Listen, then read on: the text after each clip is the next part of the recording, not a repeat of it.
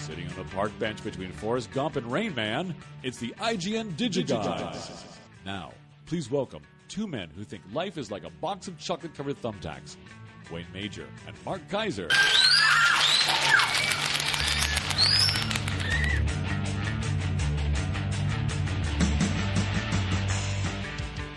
Another fine listener-supplied opening. Bob, to whom do we owe that one? Nicholas Gordon is responsible for that. Stop him. Yes, thank you, Nicholas. Appreciate it. Wait, so, Mark, yes. Why are there all these crumpled up pieces of paper right next to me? Because we're going to do this old school. You see, about a week and a half ago or so, or like 2 shows ago, we announced a giveaway of the 25th anniversary Rock and Roll Hall of Fame concerts and the Best of Soul Train. So we are going to choose those winners right now. Everyone emailed in, and we're going old school. You're just going to pick out of the pile. I am.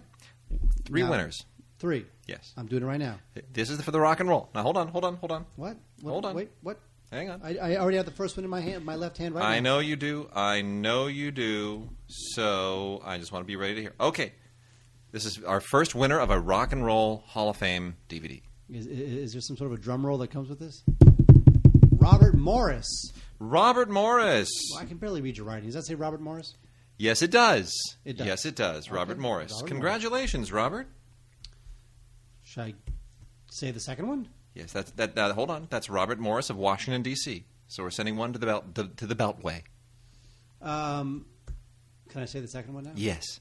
Well, I can't read your writing. Max Jarglin. Read that. You know what? That's Max Jarquin, I believe. Max Jarquin, congratulations. Cleveland, Ohio. Congratulations, Max. All right. Now, Max wins the rock and roll or the other? Yep, rock and roll. Okay. One more for rock and roll. This looks like Brian Morrison. That's Brian Morrison. That's correct. Brian Morrison of Chelsea, Massachusetts. So we have Max Jarquin, Brian Morrison, and finally we have Robert Morris.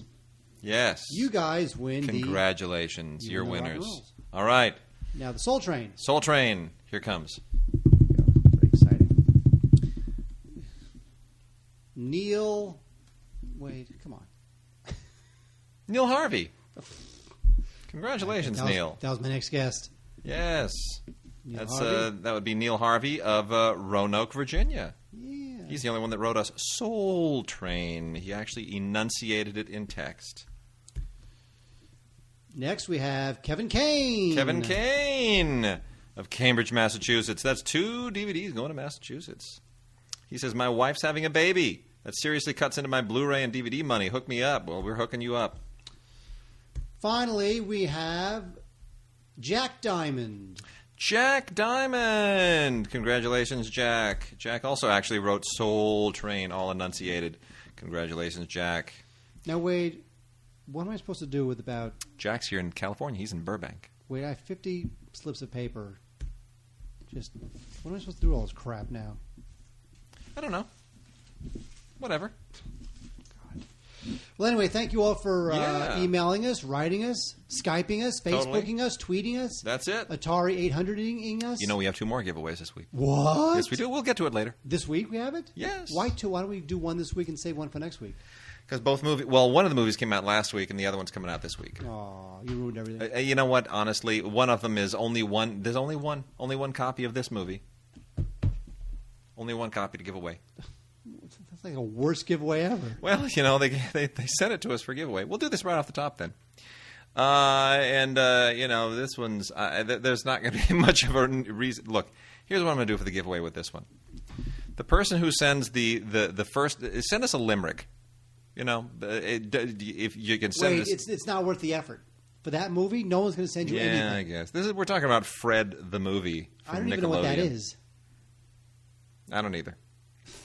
Okay, so you're going to make them sit down. No, it's Fred.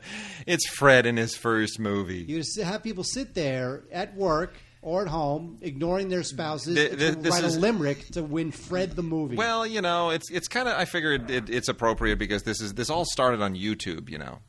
Apparently, this was like a big deal on YouTube.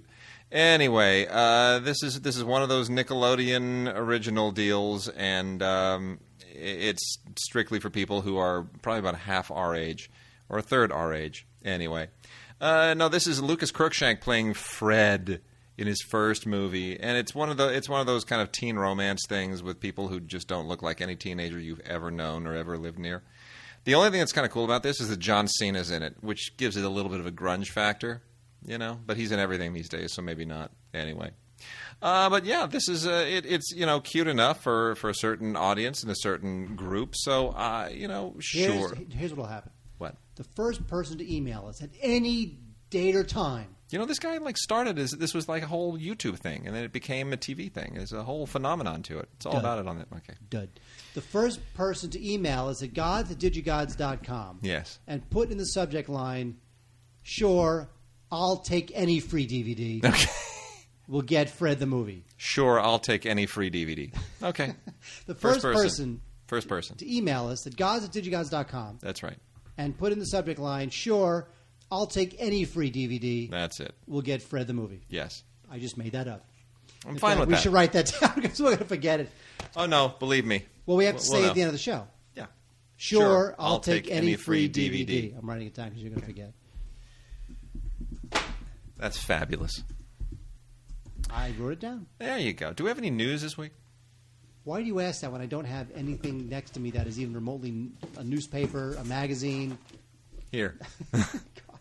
So Wade, in desperation, because he asked if I had any news, just handed me Home Media Magazine. Yeah. Here, find something. From that. Find something. That's just, this is a great show this week, I have to tell you.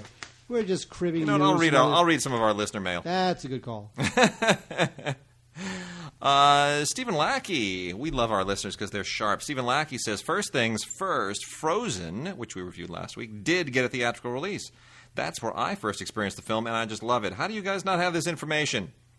Well, here's how. I looked into it. Frozen actually got a regional release, and as I emailed him back, I said, you must have seen it in some, godforsaken part of the country. And I think he said he saw it in Tennessee. Because where Frozen did not open in L.A., New York, and we tend to be of the opinion if a movie doesn't open in L.A. and New York, it doesn't get released, which is not always true. Well, we're also not going to San Antonio to go see Frozen. Yeah, well, but the thing is, I probably should have fact-checked it. It's, there are occasional movies, maybe a half a dozen a year, that they intentionally open wide or semi-wide, 500 to 600, 700 theaters, but they never open them in L.A. or New York or Boston or San Francisco. They just figure these are movies that they're outside of the two coasts. They're outside Hollywood and the Beltway, outside the kind of, there's no point. We'll go straight to the heartland with them, and we'll let them kind of develop their own word of mouth because people would pan them otherwise. But anyway, that was one of them. He says, also, you didn't give Human Centipede a fair assessment. Damn right. I saw it on demand, and it's nowhere near as bad as the marketing would have you believe. Not the greatest film I've ever seen, but it's a fairly well-executed little twisted film. But again, not even close to as twisted as you insinuated on the show, but love the show. Thank you, Stephen. And Stephen actually runs cinegeek.com, which I went and checked out. It's a good little website, cinegeek.com. So give that a plug. It is. It's good. I love, always finding new websites. It is a joy. And then David Stromenger, longtime listener, says, just wanted to correct something you mentioned this week.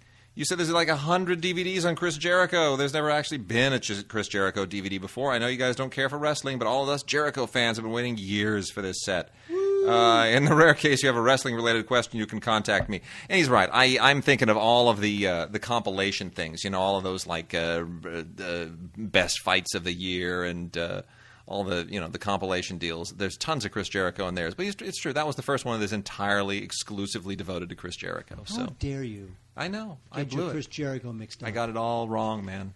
Got it all wrong. And then had a great exchange with Bahamut S. Dragons. Still don't think that's his real name. And he says, I've been checking out what's going to be available on the Scott Pilgrim DVD and was disappointed to see that there would be little special features. And if I wanted my extras, I would need to buy the Blu-ray. I don't have a Blu-ray player, however, and have no intention of buying one right now, so they basically lost a sale for Scott Pilgrim. My question is, do you think it would be worthwhile financially to release a special edition DVD alongside the Blu-ray, or is Universal making the right call here? Love the show. Keep on doing what you guys do best. Lord Bahamut S. Dragons, writer, philosopher, programmer, and game designer. Ignis Bahamut, Urere Perpetuo. I love that. The guy's got a signature. I'll tell you, he's got a signature. That is true. Actually, what I answered back to him was that this only on BD thing is starting to become kind of a standard. And what the studios are trying to do is nudge everybody over to Blu-ray because they don't want to continue to have to produce two different production lines, DVD and Blu-ray. And Blu-ray is obviously what they're invested in for the future.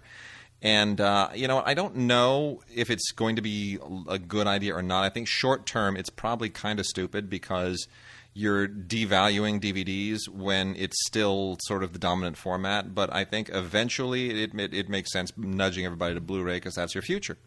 But, because if you want to remarket everything, if you want everybody to purchase this stuff all over again a second time, that's Blu-ray. Well, here's the situation. DVD penetration in the United States, 95%. 95% of Americans own a DVD player. Yes. Blu-ray penetration, right? Yeah. 17%. I know. That's it. Yeah. And most of that is probably a PlayStation 3.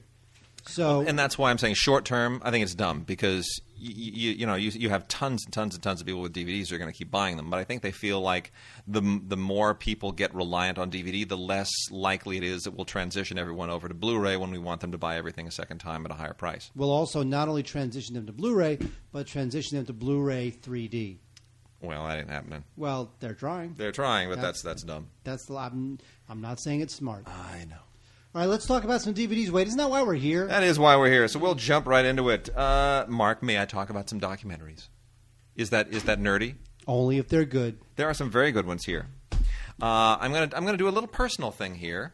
If you go to YouTube and you do a search on Sculptress or Helene Blum, that's Helaine, last name Blum, you're going to come up with a little documentary that I made some years ago for a Silver Lake Film Festival project that Ray Green, our good friend and former box office editor Ray Green, was producing at the time, called Veritas. But anyway, it's a little documentary about a lovely woman that my mother used to care for who recently died at 101, and a very famous sculptress.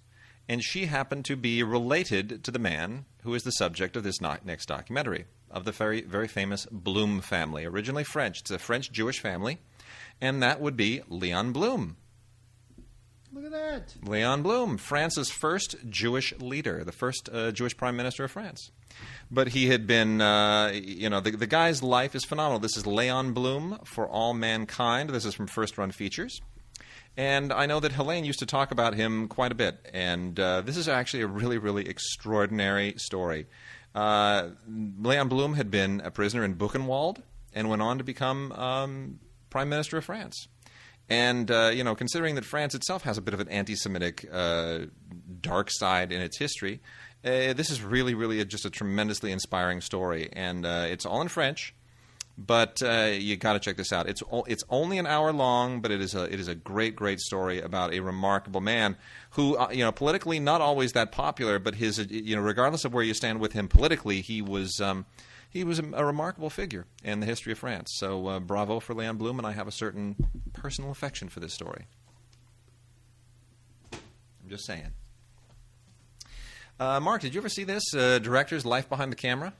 Yeah, you know what? I like these sorts of documentaries, even though that's actually I didn't learn anything new in it, but it's nice to hear all these, to get a new perspective on all of these different directors, and the cumulative effect is one that makes me just love movies even more. And you know what? When you look at this DVD, a lot of great directors this guy talks to. I mean, we're talking, the greats. Scorsese and Spielberg and Robert Zemeckis and James Cameron and Clint Eastwood and Jonathan Demme, William Friedkin, Ron Howard, Spike Lee, George Lucas. This is not it's not amateur hour. These are really great directors that they talk to. And you know what? The conversations range from how they started to more technical stuff about the cinematographer and what he or she does. And you know what? It's called Director's Life Behind the Camera. A lot of this stuff you can just as well read in print, but you know what? It's kind of fun to see it. It's culled from over 300 hours of interviews, and it's 2 discs, 4 hours, very insightful.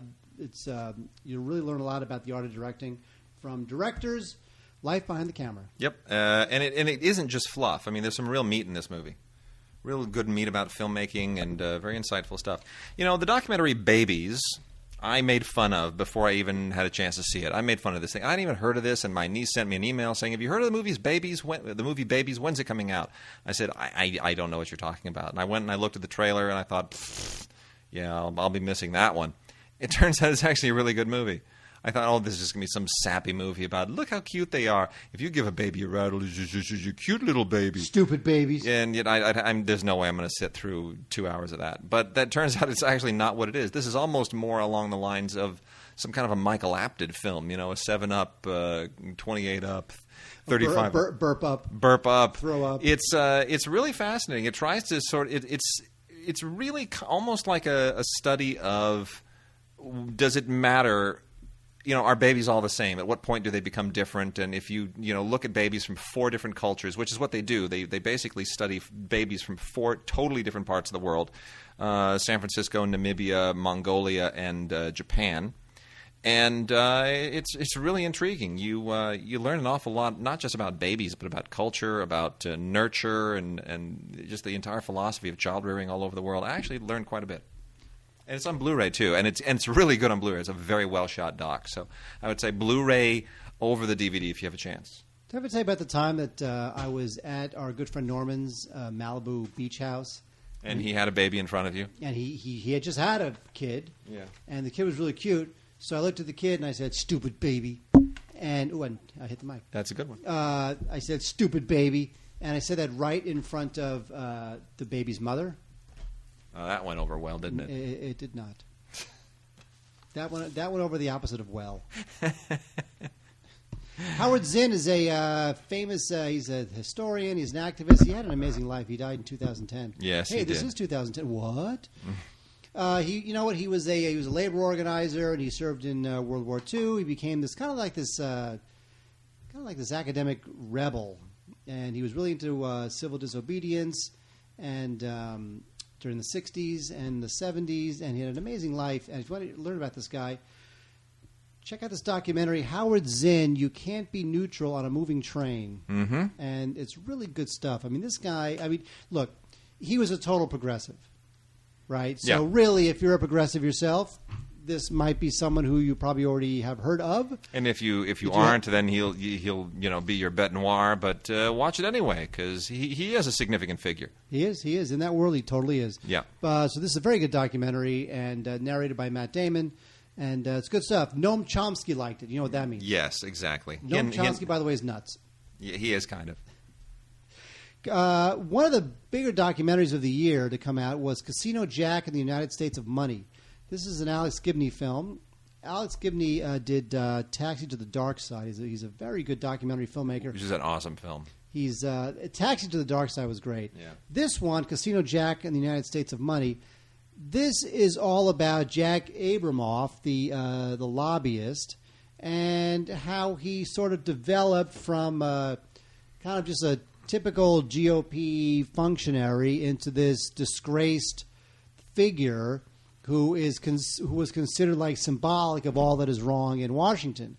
And with this film, with Taxi to the Dark Side, yes, but this film definitely, you really got to sit down and watch it, because this is nothing but just figures and facts and sound bites and information. I mean, Gibney really packs this thing tight, but it's very cleverly done and really well. It's really well put together, because this is a story that is. It has huge implications. It's wide-ranging. It lasts for years. In a way, it's sort of still going on. Really, in American politics and American democracy, stories like this will always go on. But you know what? It really captures the moment now of a guy, Jack Abramoff, how he went wrong, how what he did was wrong. And it's good stuff. Really good stuff. This might be nominated this year for Best Documentary. It probably will. It's going to lose out to the Tillman story, but it probably will be nominated. So Casino Jack. Just because Gibney's that kind of a guy. Got a trio here. If you're a horror film fan, I got 3 here for you. From Dawn Till Dracula, from Arts Magic, The True History of the Vampire. This actually has the original Orson Welles Dracula radio play on it, which is pretty cool. But this is not so much about Dracula movies, but is just about the vampires and Dracula in general. It's about 70 minutes long, and it's very, very thorough. I think some of the facts I was like, that's not how I remember it. But it's interesting. It goes to all, a lot of the cool locations. You go to Transylvania, and it's really it's kind of right for Halloween. And the cover of that is oddly enough very reminiscent of this next one, which is a terrific 2-disc set. This is Never Sleep Again, the Elm Street Legacy. It actually comes with a bonus poster. But this is the, if you're a Nightmare on Elm Street fan and you just can't get you enough of all that Wes Craven stuff, boy, here you go. This just nonstop Nightmare on Elm Street documentary stuff. It's really great. They got everybody involved to do interviews. They got obviously rights to all the footage. Wes Craven's there and Robert Englund is there. Disc 1 has the film and a great commentary, and then you get all this extended and additional junk on Disc 2 that they just couldn't. They had just everything in the kitchen sink. And then kind of along those same lines is Nightmares in Red, White, and Blue, which is more about the American horror film in general and just how it evolved as a genre and the key players. And obviously Wes Craven is a part of that as well, as are all kinds of, George Romero and Roger Corman, Joe Dante, John Carpenter. They're all featured herein. And it's pretty great. It's very thorough. I think it almost begs to be more thorough. It's a little over an hour and a half long, but it hits all the major points, and it's really, really fun. So if you love some American horror, definitely check out Nightmares in Red, White, and Blue. I don't like American horror. I don't like any horror, Wade. I'm not a horror film fan. I know, but you are a fan of a certain odd, peculiar little guy, aren't you? There's a film called Kim Jong-ilia. Which is it's the name of the flower, isn't it, that they named after him? Which is the name of the flower. And I have to say something about this movie. And by the way, while I say something about this movie, Wade, I bet you cannot remember what you have to put in the subject line to win Fred the Movie. No, I can't. Yeah. But you wrote it down, didn't you? Yes, I did. Good. I knew you'd forget. I'll take any DVD or something like that. Sure, I'll take That's any it. DVD. That's right. I'm just saying. Here's the thing with Kim Jong-ilia. I like this movie a lot. This is a rare glimpse inside the Hermit Kingdom, and it is also very tragic because there's a lot of interviews with people who suffered in North Korea. There's interviews with people who tried to escape through China, and there's stories of people whose family members were murdered, living in the gulags. Because don't forget, North Korea is basically like an enormous prison camp. There's deadly famine. There's poverty. I mean, it is just one of the most sealed, tight regimes in the world. Yeah. And if you want to get a glimpse of what it's really like there, check out this movie, Kim Jong-ilia, which, of course, is the flower named after Kim Jong-il. Now, Kim Jong-il, by the way, is on his way out. Oh yeah, he's been talking to that loser son of his, the loseriest Kim Jong-un. of the loser son. Yeah, that doesn't really roll off the tongue the same way. That is true. Now, what I did like about the film, by the way, and I did see this film, I did like it a lot, is that the director here, N.C. Hyken, he doesn't talk to professors, doesn't talk to authors, no government officials, no Western, diplomats. Mm-hmm. It's all just people who have lived there and escaped there, and a lot of family members have died there. So this is like ground zero stuff. This is like you're really in there. When that regime finally falls, and it will fall, wow, the stuff we're going to find out, it's going to be unbelievable. You realize that in our lifetime, or hopefully, Cuba and North Korea, they've got to fall. Oh, Iran too. They all will. They all will. Yep. Iran? Yep. You really think Iran's going to fall? Oh yeah, absolutely. In our lifetime, the next 40 dude, years. Look at the whole.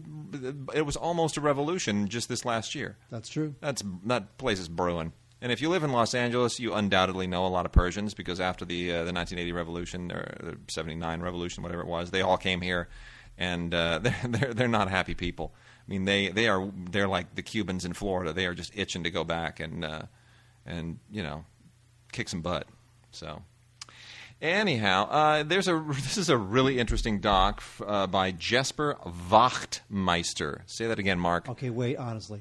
Yeah. Okay. Can we blow through the rest of these documentaries Yeah, we'll blow through them. and talk about real movies? This is Great Expectations, a journey through the history of visionary architecture from First Run Icarus. This is just, if you like architecture, this is going to blow your mind. I thought, oh, cool, we'll see some interesting... No, it's not interesting. It's like wild. It's like through the roof bizarre. And it's from the weirdest periods, especially the 50s and 60s. You just see all kinds of crazy... Back in the 50s and 60s, people did some weird stuff with houses. And most of this is still around. I mean, it's you don't realize that this stuff, you just go far and wide in this country, and you find, even around the world, you find some really wild stuff, even in Europe. So this is a really, really cool documentary. If you really have a yen for architecture and just crazy, weird structures and visionaries, this is great.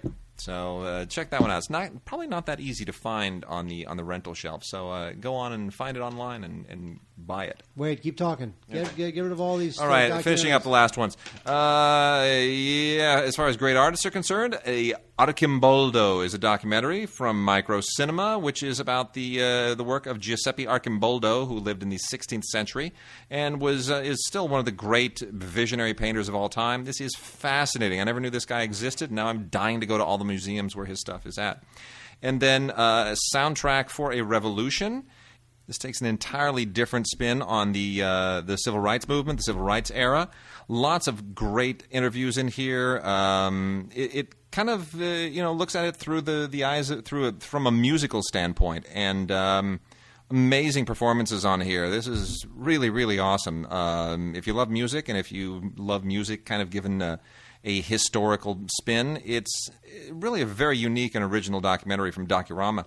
Then we got Magic and Bird, A Courtship of Rivals. I'm a huge Lakers fan, as anybody knows. I hate the Celtics, but you know what? The rivalry between Magic Johnson and Larry Bird is pretty legendary. It goes all the way back to their college days and all the way through their pro years. It is remarkable. Friends and Rivals. This was made for HBO's television, and it's really excellent. It's very, very well done. And with that, Mark, let's move on to television. Oh, no way. Let's talk about more of these shows that no one cares, the movies no one cares about. Okay. All right. We'll do that then. Okay. You're taking me up on that. Actually, you know what? This is sort of no better. You know what? Let's no, there's some good stuff in there. Dig down there. That's what you want there. I guess. From PBS, Jean-Michel Cousteau, Ocean Adventures. Actually, these things are pretty cool. They are. This is a 3-DVD set. This is Jacques Cousteau's son. And he's going to the Amazon. He's going to, swim with sharks and gray whales. And it's great stuff. Also, the one I like, because I happen to live in America, is one called America's Underwater Treasures Parts 1 and 2. So this is like 11 hours of stuff on 5 DVDs. This is good stuff. Jean-Michel Cousteau's Ocean Adventure. Love it. Yeah, 2.5 Men is going to season 7. By the way, that kid... He's grown up now. He ain't a half man. He's a full man. It should be called 3 Men, and he's not funny anymore. He's not aging well. You know what? He's the type of guy where he was a cute kid, and then he grew up, and it just didn't happen. No, it didn't happen at all. So this show, don't get it. People love it. Wade, you like this show, right? It's funny. I mean, look, because Charlie's playing Charlie, and I knew Charlie in junior high and high school, and he lives in Malibu in the show, and so I connect to it on a certain level. The complete first season of Human Target, which is kind of a fun show. It's on Fox, and it's really kind of a fun, ribald action adventure show. Sure. And this guy plays as kind of like a protector for hire, and so he goes all around. He's like on a jumbo jet and piloting boats and bodyguarding famous people, and it's a lot of action. Guy does a lot of cool stuff, and you know what? I totally get it. It's big and fun and rollicking, and it co-stars Jackie Earle Haley. Can't beat that. Yeah.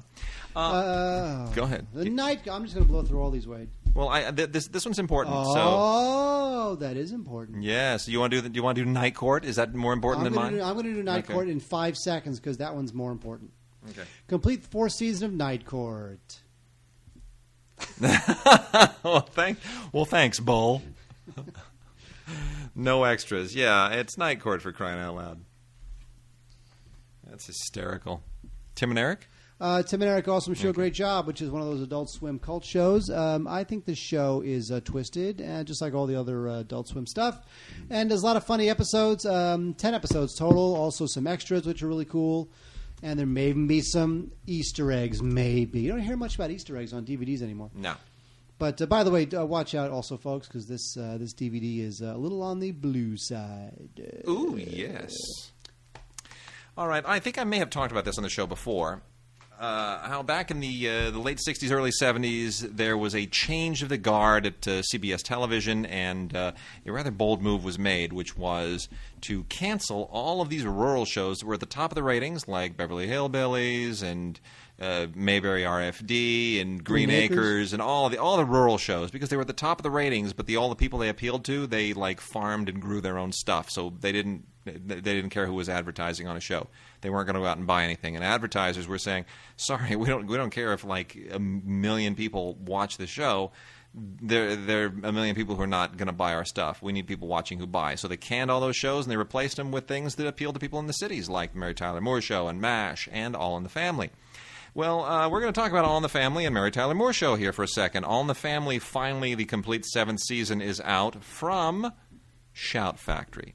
Now, there's something interesting going on here, because all the previous releases came out from Columbia TriStar Home Video, which is now Sony Pictures Home Entertainment. And from 2002 through 2006, or 2007, actually, is when the last one came out. From 2002 through 2007, every single year, a different season of All in the Family was released. And then in 2007, it just ended, and people thought, well, what's up? You released 6 seasons of this, and it's been 3 years now since anybody has seen hide nor hair of All in the Family on DVD, finally. You know what it is? They just decided Shout Factory does a better job. So apparently now Sony has negotiated an output deal with Shout Factory, who's now handling All in the Family. Thank goodness. We're going to get the rest of the series, finally. So 25 episodes from Season 7 are here, and they are great. This is the show, still going strong, still in the very, very thick of it.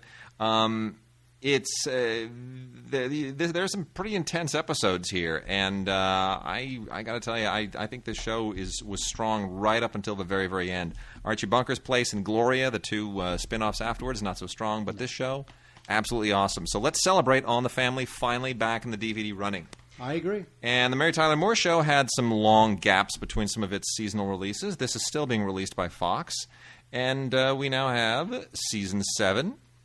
With 24 episodes, one fewer than All in the Family season, but this is still great. 3 discs and really an awful lot of fun. Mary Tyler Moore is still great. Lou Grant, great.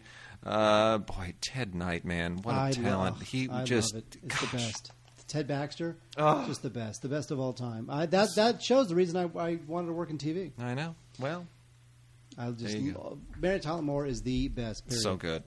What's not the best is Stargate SGU Universe 1.0. This is available on DVD and Blu-ray. And Robert Carlyle needs to make real movies again, not bad television. Why is he? I guess. I know. What happened? Why? Boat payments. Must be. Boat payments. Anyway, there's a Stargate, and you know what? I think what will happen is I think the members of one Stargate will go through the Stargate and meet the members of another Stargate show, and then they will annihilate each other. I hope, if we're lucky. Because all the Stargate shows and all the people Terrible. in the Stargate shows, I don't think they can exist in the same universe. Probably not. So if they all meet, it'll be like matter and antimatter meeting. Anyway, this is on Blu-ray and DVD, as I said. Special features on the Blu-ray include a exclusive version of the pilot of Stargate SGU Universe. And, some good stuff. There's video diaries, which are always kind of intimate and cool, audio commentaries by the cast and the producers. And that is Stargate SGU Universe 1.0. I will say this, the show is pretty well shot, so it does look good on the Blu-ray. Yeah. What he said. Yeah. Are we done with TV? No. Oh, okay. We have Legend of the Seeker, the complete... Oh, gosh. Boy, you know what? You never see this. That thing. The complete second and final season. Yeah. It's funny how they say the complete second and final season, but you know what? The fact that the final one was the second one, kind of an insult. Yeah, lame. Not really something to trumpet. No. Anyway, Legend of the Seeker was a syndicated show, and it was about the underworld and unleashing monsters and all this crazy... It's just another one of those Buffy-type shows. Like a Buffy-type, the whole... The Stone of Tears and people named Kayla and Zed and it's Bone. Yeah, whatever. You know what? Seriously, I can't get any enthusiasm for that show. A couple of British stuff that Wade loves so much. Oh, yeah. Inspector Lewis. Inspector Lewis, Series 3. Inspector Lewis is actually, well, I mean, I like all these shows. They're all why just, you like those shows. because they're all really well written and literate, and you just don't get that in American television. So, this is from PBS Distribution, which of course is now, it's the fusion of PBS and WGBH. They're releasing all this stuff together. No, this is one of the better sleuthing shows from British television. Originally aired in the United States as part of Mystery or Masterpiece Mystery. Great acting here from Kevin Whately and Lawrence Fox, who are just oh so English and oh so sleuthy. These are it's just straight up intelligent. Whodunit stuff, really clever, very, very twisty. Even if you're a huge fan of British sleuthing television and all these mystery shows, you won't figure out a lot of these. There's some really sharp writing here. So, definitely check this out. Inspector Lewis, Series 3. There's 1, 2, 3, 4, 5 mysteries here. Criminal Justice 2 is another BBC show. This was a 5-part series about a woman charged with stabbing her husband. And I like this because it co-stars Eddie Marsan. Oh, we love Eddie Marsan. Eddie Marsan. Oh, hi, Wade. Yeah. Eddie Marsan was nominated for an Oscar. He was... or something like that. He was... Golden Globe. Golden Globe. No, he was... Cleo. Whatever it was. No, he was really in the running with our voting the year of Vera Drake. He was so good No, at Vera Happy Go Drake. Lucky. Happy-go-lucky, that's right. But he played that's the right, that's driving right. instructor. But Vera Drake, he's good in too. Well, we blew that all along, didn't we? Yeah. However, this show is good. Criminal Justice 2. It's a good 5-part murder mystery. Awesome. A couple other things. We have a Dick Barton Special Agent Collection. Now, Dick Barton was a... this is just terrible. Yeah, this is old British television Why stuff. do we even have this? I don't know. Forget it. We'll move it on. That too. Okay. Can it? Fine. How about this? Should we talk about this? Trailer Park Boys, the complete first season. I don't really understand the point of this, but... Well, these two guys, John Paul Tremblay and Rob Wells, play the Trailer Park Boys. The whole idea is that they spent a couple of years in jail, and then they head back to the trailer park, and so it's a whole lot of trailer park humor. And some of the stuff is actually kind of funny and silly, and some of it is a little too juvenile for me. A bunch of offensive language in this, so it won't be for all of the kiddies. But from Phase 4 Films and from Alliance comes Trailer Park Boys. Very silly stuff, 6 episodes. And, I guess if you've had enough of, I don't know, what are the weird, Little Britain? Like Little Britain type, like Little Britain type thing. Yeah. If you had enough of Little Britain, go with Trailer Park Boys. Very silly, kind of funny. But also, 6 episodes is plenty. Plenty. It's also off at Spindleweight. Yeah, I know. It happens. Okay, Kino has released Volume 1, The Films of Nikita Mikhalkov. Now, Nikita Mikhalkov is the Russian director whose brother is Andrei Konchalovsky. I know what you're thinking. Why is one named Mikhalkov and the other one Konchalovsky? I still don't understand that. It's something with the patronymics in Russia, and it's never made any sense to me. But anyway, Nikita Mikhalkov won an Academy Award for Burnt by the Sun, in which he also acts back in 1994, which I'm not a huge fan of that film. But it's part of this. It's right here, and that's kind of weird because it's the only film in the set that is not a Kino release.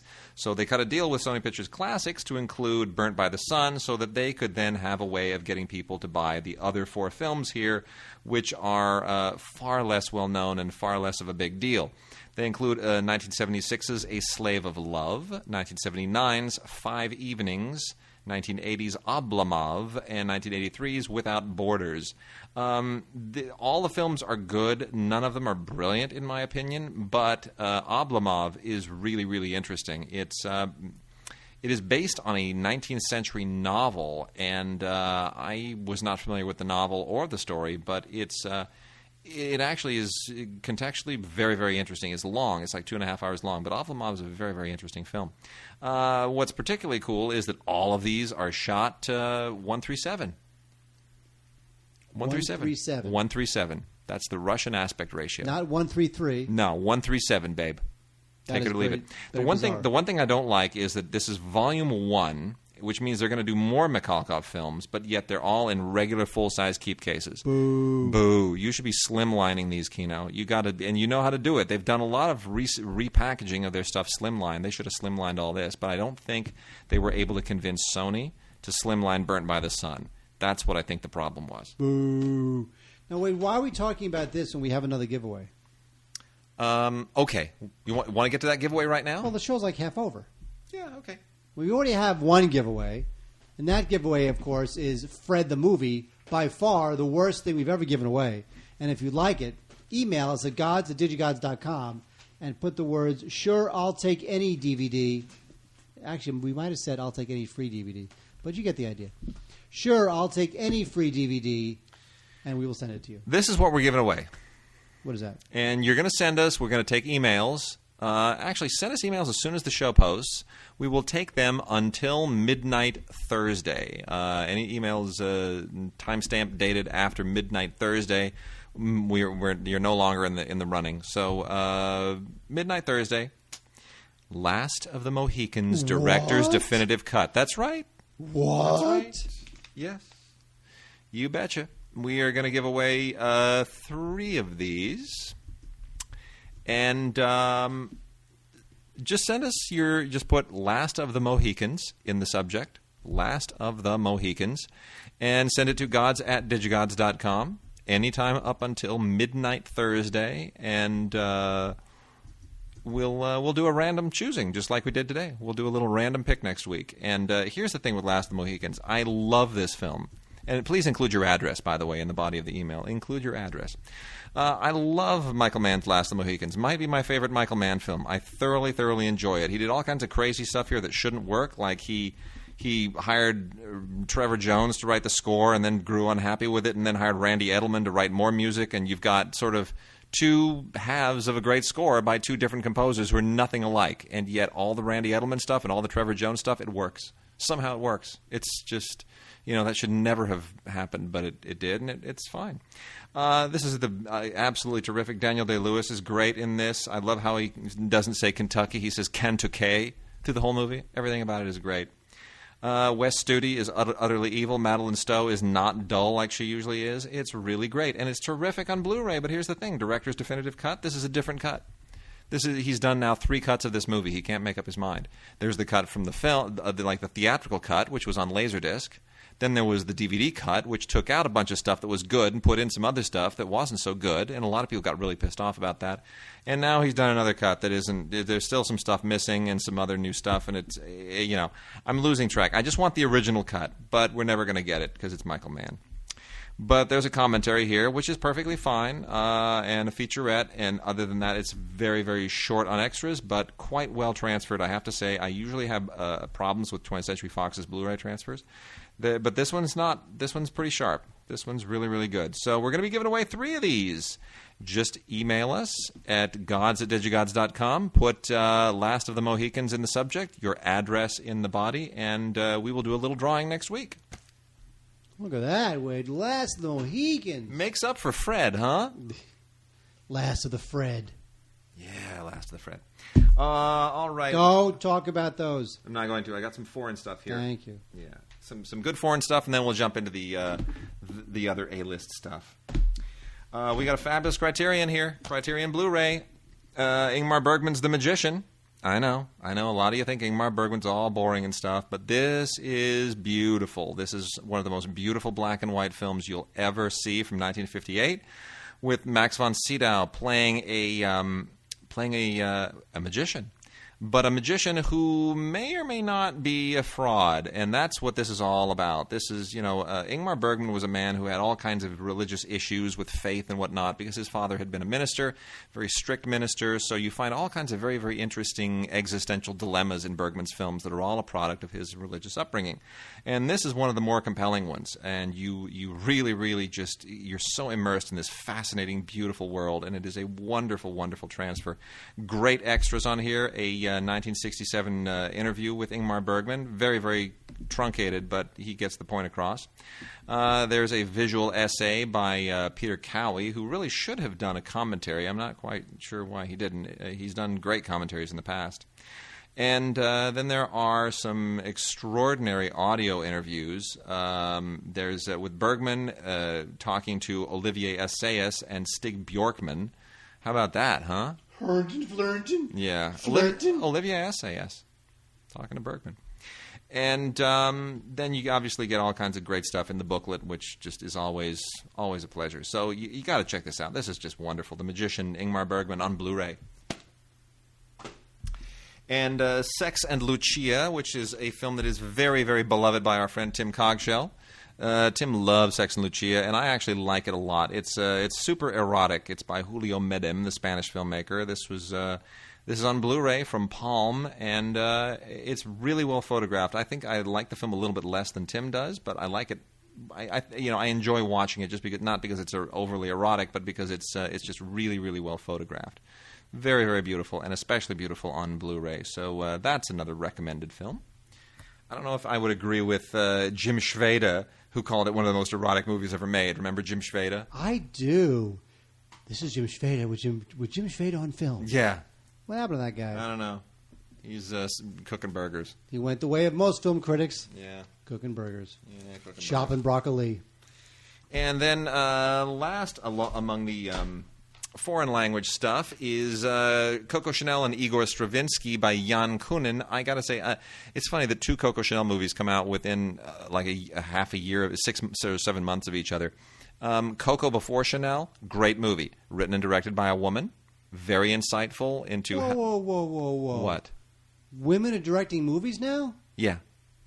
I don't want to live in this world. Yeah. They can vote now, too, you know. What? Thank you. Well, anyway, Coco Before Chanel, great film. Coco Chanel and Igor Stravinsky, not such a great film. And part of it, yeah, Anna Mouglalis is not the greatest Coco Chanel, but I love Mads Mikkelsen, who plays Igor Stravinsky. This film is this is about Coco once she has become that icon, right? And about the affair that she had with Igor Stravinsky and the impact that it had on his marriage. It's you know, I don't know that that's really a story worth telling, to be honest. But the problem I really have is that Jan Kunin, the director, is one of these French directors who is much more into style than substance. And his movies have always just driven me crazy. And this one drives me less crazy than the others, but it just doesn't feel like he wants to really tell me a story. It just feels like he wants to show me how cool he can be with the camera.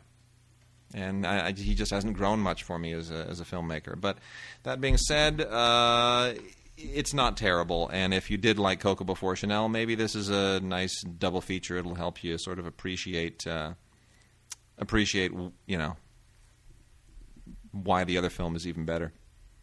It's a decently photographed though. But anyway, moving on, Wade. Moving on. You're a huge fan of that movie, aren't you? Actually, you weren't. I didn't like this movie. Well, we now get even more of it. Even more. I didn't get The Hangover. Well, it's already been out on Blu-ray, and now we get the Hangover Extreme Edition. Although not that I won't take this, because I will. Booyah. The Hangover Extreme Edition. This is the deluxe wedding album edition. This is exclusive to Blu-ray. There's a picture-in-picture commentary with the stars and the director. There's a bunch of outstanding extras, or so they say on the back. Just crazy stuff like a map of destruction and action mashup, and just kind of stupidity.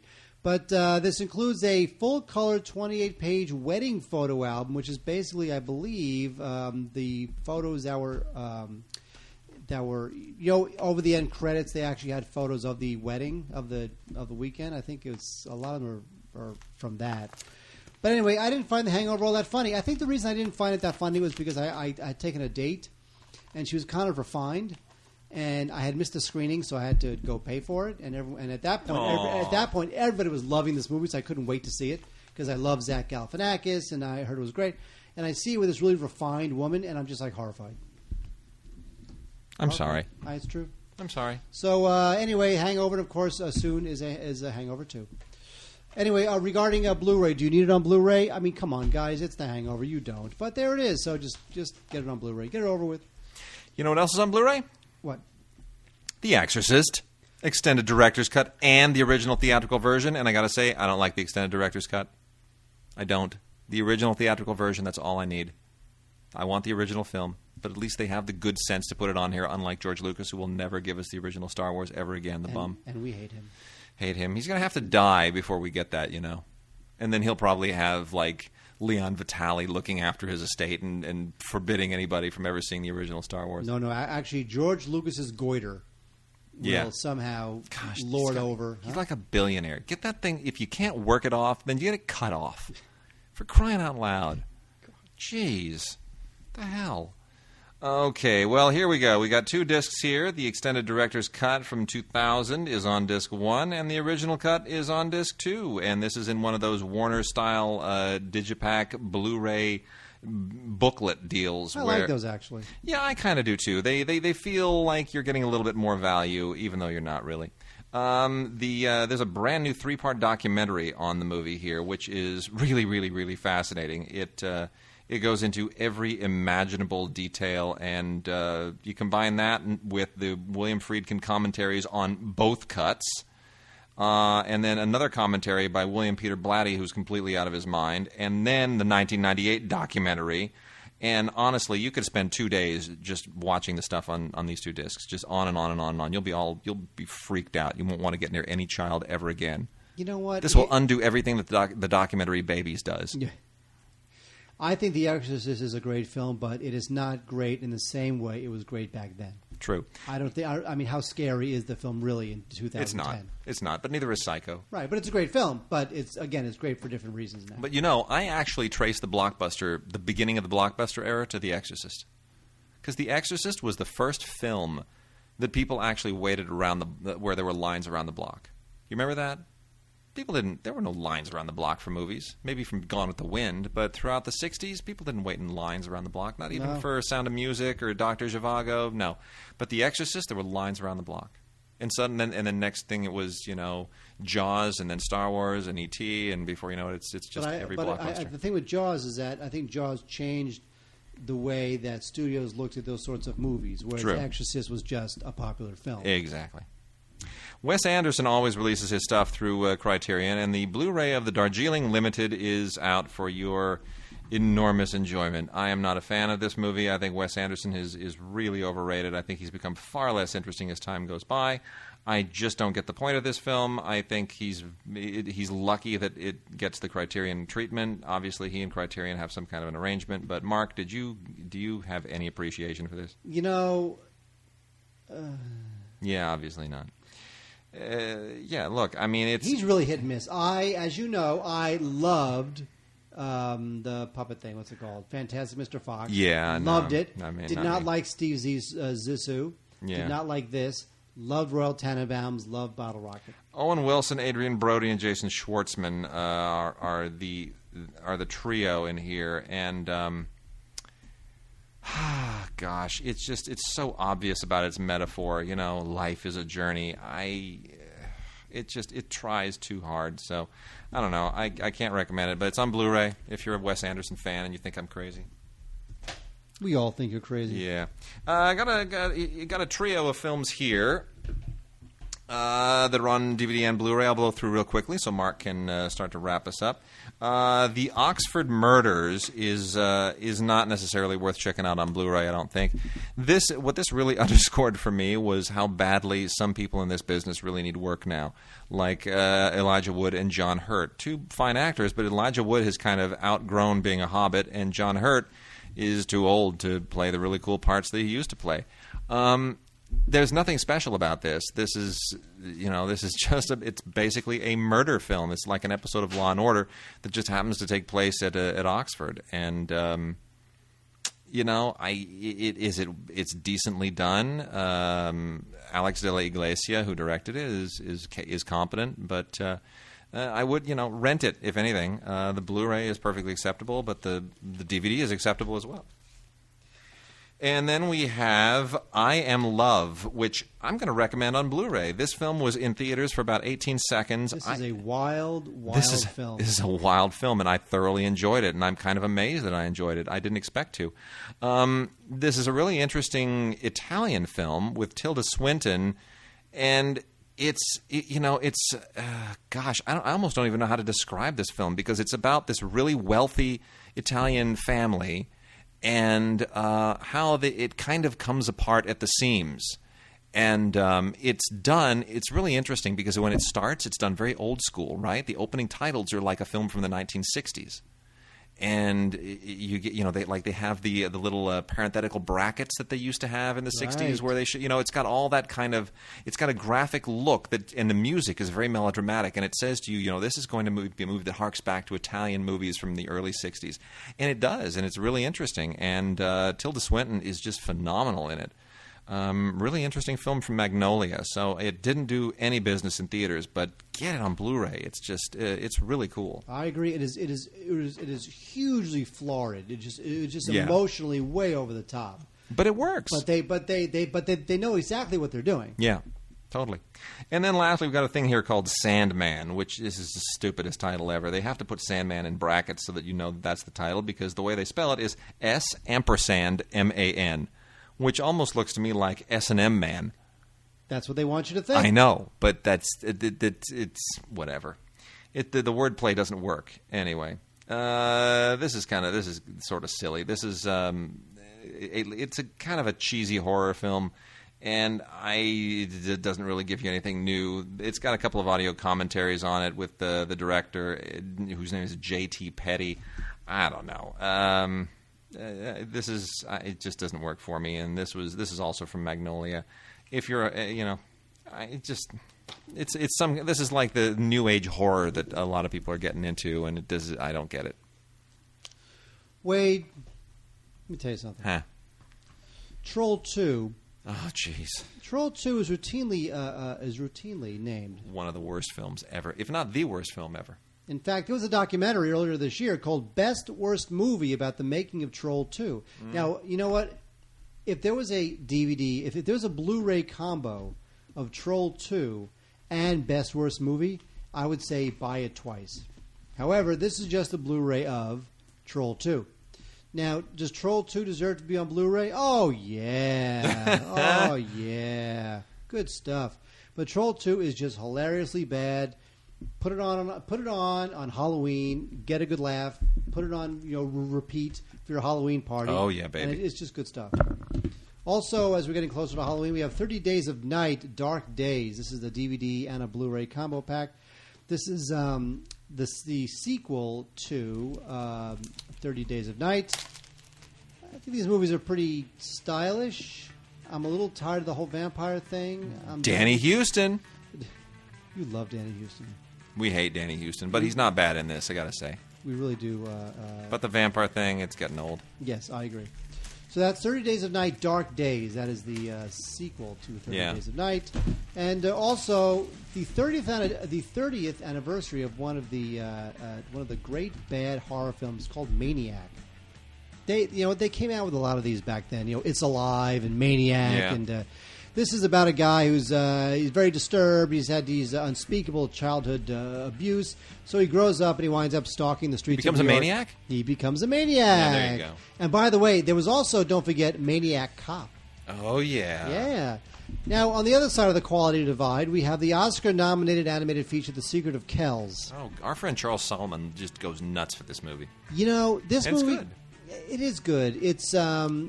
It's a movie that just really takes you away from the very first frame, but it sends you into this world that you're either going to groove on or it's just going to pass right by you. Yeah. Oscar nominated, but it's all about like Celtic mythology and this like medieval town in Ireland where this guy embarks on this adventure with it's all this Celtic stuff. And so it takes you into this crazy world. The animation is sort of that simple yet complicated kind of thing. I love it. So very nice. It reminds me of the kids' version of A Town Called Panic. Oh yeah, exactly. It's the kids' version of A Town Called Panic. I don't even know what I don't know what A Town Called Panic is about. Okay, we had 2 giveaways this week. Fred the movie for anybody. The first person who emails us what? Sure, I'll take any free DVD. There you go.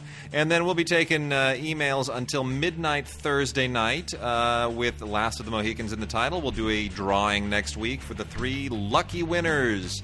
And just include your address in the body and Last of the Mohicans in the subject. Send it to gods@digigods.com for the Blu-ray of Last of the Mohicans, the Michael Mann film. Until then, this is Wade Major and Mark Heiser. You can always email us again, gods@digigods.com, and watch us at stupidformovies.com every Thursday evening at 8 p.m. Pacific Time.